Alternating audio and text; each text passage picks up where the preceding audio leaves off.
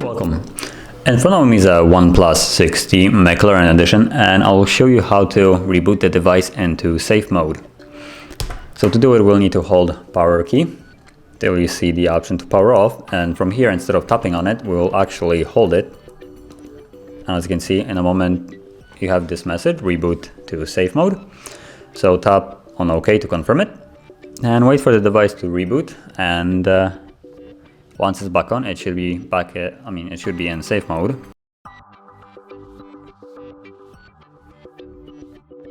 And as you can see on the bottom, you have a little message safe mode. You can put in a pattern if you have one, or whatever your locking procedure is.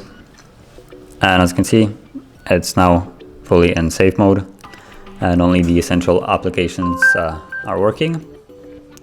And if you want to leave this mode, you just simply reboot the device by holding the power key and tapping on restart, like so. And once it's back on, it will be back into normal Android. So we can just wait for a moment till that's on.